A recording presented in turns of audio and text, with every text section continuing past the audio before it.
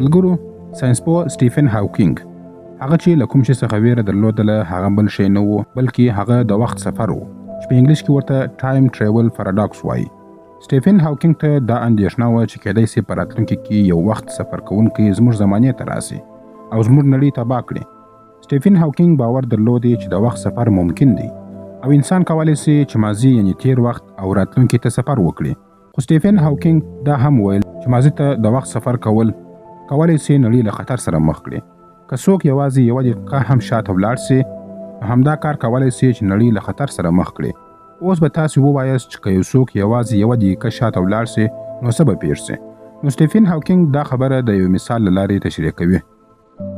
فرض کړئ یو ساینسپوه دی چې د وخت پر سفر باندې تجربه کوي. هغه غواړي چې پوه سي که چیرې دی شاته وخت ولاړ سي او هلته له شیانو سره لاسوهنه وکړي نو آیا دا به پر اوسني وخت باندې اغیز ولري او که نه؟ د هماغه وخت ساینسپوه داسې یو ماشین جوړوي چې یوازې یوه دقیقه شاته سفر کولی سي. نو ساینسپوه یوه دقیقه شاته ځي او هلته خپل ځان ویني. کله چې هغه خپل ځان وویني نو سمدستي پر خپل ځان باندې ډز کوي او خپل ځان وژني. اوس پوښتنه دا ده چې دا کار به پر اوسني وخت باندې څه اغیزه ولري؟ په اوسني وخت کې به دا اغیزه ولري چې هغه ساینسپوه یوه دقیقه د وخت سفر څخه مخکې مړ سوی و. خو پوښتنه دا ده چې هغه څوک و چې دی یې ووژي. تاسو به ووایاست چې هغه خپله یوه دقیقه ځان شاته بوتلی او خپله یې خپل ځان ووژي.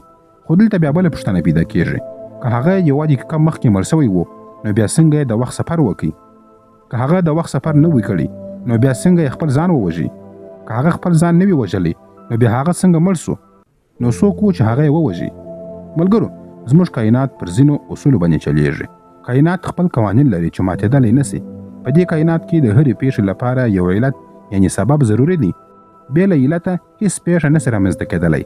همدارنګه د تیر وخت په تګ سره شان نه سي بدلېدلی. ځکه که چیرې موږ شاته ولاړ سو او هلته بدلون راوړو نو موږ به د کائناتو قوانین مات کړو او دا ممکنه نه ده چې موږ د کائناتو قوانین مات کړو. که دا ممکن وي نو دا نړۍ به له لوی خطر سره مخ وای. اوس راځو بیرته خپلې وروستۍ پوښتنې ته. هغه لیونی ساینسپوه چا ووژي؟ په اصل کې په دې حالت کې تاسو باید دا خبره درکړې وي چې ساینسپوه مړ سوی دی، یعنی پیښه سوې ده، خو د دې پیښې سبب معلوم نه دی. لکه څنګه چې مخکې موږ وویل د دې کائناتو قوانین دا دي چې د هرې پیښې لپاره یو علت ضروري دی. دا بالکل د نیکه تضاد په شان دی چې په انګلیش کې ورته ګرینډ فادر پاراډوکس ویل کېږي. د مثال په توګه که تاسې د وخت سفر وکړئ او هغه وخت ولاړ سئ چې ستاسو نیکه ماشوم و یعنې کوچنی و او تاسو هغه ووژئ نو تاسو به دلته یوه نتیجه پرته له علت څخه پیدا کړئ. یعنې که ستاسو نیکه په ماشومتوب کې مړ سوی وای نو ستاسو پلار به نه وای زېږېدلی. که ستاسو پلار نه وای زېږېدلی نو تاسو به له کوم ځای څخه راغلي وای. که تاسو نه وای زېږېدلی نو بیا چا ستا نیکه ووژي. اوس به تاسو فکر کوئ چې که ماضي ته په تګ سره شان نه سي بدلېدلی نو آیا بیا شاته د وخت سفر ممکن دی؟ دا پوښتنه سټیفن هاوکینګ ته هم پیدا سوې وه. نو هغه د دې پوښتنې د ځواب لپاره یو عجیبه تجربه وکړه. هغه د راتلونکي ټول وخت سفر کوونکي یو میلمستیا ته راوبلل. په اصل کې سټیفن هاوکینګ یوه پارټي یا یوه میلمستیا جوړه کړه او ټول د وخت سفر کوونکي یې ورته را دعوت کړل. تجربه داسې وه چې سټیفن هاوکینګ خوراکي شیان تیار کړل او پر میز یې کښېښودل. ټولو د وخت سفر کوونکو ته یې د 12 بجو وخت ورکړي. خو عجیبه خبره دا وه چې سټیفن هاوکینګ د پارټي څخه مخکې هیڅ چاته بلنه نه وه ورکړې. یوازې یو څو دقیقې د میلمستیا د شروع کېدو وخت ته پاته وې. سټیفن هاوکینګ د ساعت ټک ټک ته کتل او مخې ته یې هغه دروازه وه چې د وخت سفر کوونکي به د هغې دروازې څخه راتلله. کله چې بالکل 12 بجې سوې سټیفن هاوکینګ دروازې ته وکتل. یو څو وخت تیر سو خو هیڅوک رانغلل. کله چې پارټي ختمه سوه سټیفن هاوکینګ بیا د بلنې کارټونه چاپ کړل او پر انټرنیټ باندې خپاره کړل.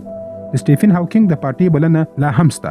تاسې کولی سئ دا بلنه وګورئ چې په کښې کې د پارټي ځای، نیټه او وخت لیکل سوی دی.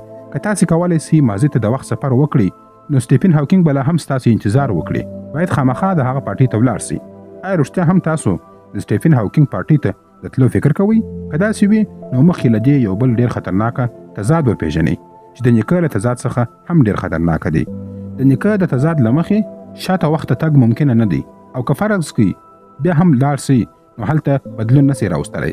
که د بدلون د راوړلو هڅه وکړو نو موږ به د وخت په یوه کړۍ کې بند پاته سو او هغه پیښې چې موږ یې بدلول غواړو هماغه پیښې به وي چې موږ یې سبب وګرځېږو. یعنې موږ به د دې وخت په کړۍ کې هیڅ شی نسو بدلولی. که داسې وکړو نو وخت به پر موږ د هغې پیښې د پوره کېدو لپاره وسیله وګرځېږي. دا خبره په پریډیسټینیشن پاراډوکس کې تشریح شوې ده. راځي په دې باندې د یو مثال له لارې څخه پوه شو. فرض کړئ ستاسو یو ملګری په ډیر تیز رفتار سره موټر چلوي. ناڅاپه د هغه پام بلې خواته ځي او موټر یې له یوې ونې سره ټکر کوي. هغه سخت ټپي کېږي او مړ کېږي. خدای دې داسې ورځ نه راولي، خو د مثال لپاره یې باید موږ ووایو. کله چې تاسو د خپل ملګري د حادثې څخه خبر سئ ډېر خفه کېږئ، خو نیکمرغي دا ده چې تاسو سره د وخت ماشین شته. تاسو فکر کوئ چې ولې باید زه شاته ولاړ نه سم او خپل ملګري ونه ژغورم. تاسو د وخت د ماشین له لارې څخه شاته ځئ او هماغه ځای ته رسېږئ چې تاسو ملګري په راتلونکي کې حادثه کوي. تاسو وینئ چې تاسو ملګري په ډېر تیز رفتار سره هغه ځای ته روان دي. تاسو هغه ته اشاره کوئ چې موټر ودروئ تر څو له ونې سره ټکر ونه کړي، خو د موټر سرعت ډېر تیز و. د ملګري پام ستاسو خواته راواوښتی او د همدې له امله یې خپل کنټرول له لاسه ورکړي. موټر یې له ونې سره وجنګېدی او ستاسو ملګري په هماغه حادثه کې مړ سو. اوس ته نور هم بد احساسوي ځکه ستا ملګري ستا د لاسه ووژل سو. له دې ځای څخه وروسته زما خبرې په ډېر غور سره واوره، ځکه چې له دې وروسته خبره نور هم لږ پیچل کېږي. فرض کړه چې ته په اوسني وخت کې بیا دا فکر کوې ستا ملګري باید یو ځل بیا تیر وخت ته ولاړ سي او ځان وژغوري. ته د خپل ټایم ماشین په وسیله سره هماغه ځای ته ورسېږې چیرې چې ستا ملګري د حادثې ښکار کېدونکی دی. خو کله چې ته هلته رسېږې ته هلته ولیدل ستا دوهم وجود لا هم مخکې هملته موجود دی چې د ملګري د ژغورلو لپاره تیر وخت ته راغلی دی. ته وینې چې ستا ملګري په ډېر تیز رفتار سره را روان دی او ستا لومړی وجود په ډېر لوړ غږ هغه ته نارې وهي چې ودرېږه. که ته دا فکر کوې چې ستا ملګري ستا د لومړي وجود غږ واوري نو توجه به یې ګډه وډه سي او موټر به له ونې سره بیا وجنګېږي. د همدې لپاره ته منډه کوې چې خپل لومړی وجود چپ کړې، خو په همدې وخت کې ستا د ملګري سترګې پر تا باندې لګېږي. ستا ملګري نسي پوهېدلی چې ناڅاپه څه وسول، ولې داسې یو څوک د سړک په منځ کې منډې وهي. هغه ستا په اړه باندې فکر کوي او هماغه شیبه موټر له ونې سره بیا ټکر کوي او هغه بیا په یو حادثه کې مړ کېږي. دا ځل بیا ستا ملګري ستا له لاسه ووژل سو. معنا له مخکې ټاکل سوی تقدیر دی، یعنې هغه پیښه چې له مخکې ټاکل سوې وي بدلېدلی نسي او دا پیښه به خامخا ستا د عملونو له امله رامنځته کېږي.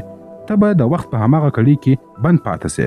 ملګرو د وخت سفر اورېدل اسانه ښکاري، خو په حقیقت کې عملي کول یې ډېر سخت دي. خو د ملټیورس نظریه سته چې د وخت د سفر دا ډول تضادونه حل کولی سي. د دې نظریې له مخې ته کولی سي تیر وخت ته ولاړ سي او له وخت سره لوبې وکړې. راځئ یو ځل بیا د سټیفن هاوکینګ مېلمستیا ته ولاړ سو. سټیفن هاوکینګ د وخت د مسافرو لپاره یو مېلمستیا جوړه کړې وه، خو هیڅ د وخت مسافر دې مېلمستیا ته را نغلی. ولې؟ د دې تر شا بېلابېل دلیلونه کېدلی سي. لومړی دلیل کېدی سي چې ښایي وخت سفر هیڅکله ممکن نه وي، له همدې امله هیڅوک مېلمستیا ته را نغلل. دوهم دلیل دا کېدی سي د سټیفن هاوکینګ د مېلمستیا بلنه ښایي تر هغې مخکې له منځه تللې وي چې په راتلونکي کې د وخت ماشین جوړ سي. له همدې امله د راتلونکي وخت مسافرو ته د دې مېلمستیا هیڅ معلومات نسته. دریم دلیل دا کېدلی سي چې موږ انسانان ښایي په راتلونکي کې ډېر اوږد ژوند ونه کړو. ښایي د طبیعي آفت یا نړیوالې جګړې له امله موږ له منځه تللي یو او د ټایم ماشین جوړولو ته مو هیڅ وخت نه وي پیدا کړی. څلورم دلیل دا کېدلی سي چې ټایم ماشین یعنی د وخت ماشین یوازې راتلونکي ته د سفر اجازه ورکوي، نه تیر وخت ته. پنځم دلیل دا کېدلی سي چې د وخت مسافر د وخت د پاراډوکسونو څخه ویرېدلی وي، له همدې امله یې قصداً مېلمستیا ته ځان نه وي ورسولی. او شپږم دلیل دا کېدلی سي چې ټول د وخت مسافر د سټیفن هاوکینګ مېلمستیا ته رسېدلي هم وي او ګډون یې هم کړی وي، خو هغه حقیقت په یوه نوي ټایملاین یا نوي کائنات کې رامنځته سوي وي. خیر چې هر څه دلیل وي، د سټیفن هاوکینګ مېلمستیا دا ثبوت ورکوي چې ښایي په راتلونکي کې ټایم ماشین یعنی د وخت ماشین جوړ سي. خو مه خفه کېږئ که ته چیرې غواړې خپل تیر وخت ووینې، هغه هم پرته له دې چې کوم پاراډاکس رامنځته سي. خو څنګه؟ دا به په یو بل ویډیو کې موږ ستاسو سره تشریح کړو. نننۍ ویډیو مو پر همدې ځای باندې پای ته رسېږي.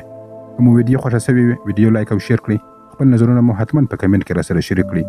زموږ یوټیوب چینل هم سبسکرایب کړئ. تر بلې ویډیو پورې مو الله مل شه. مننه.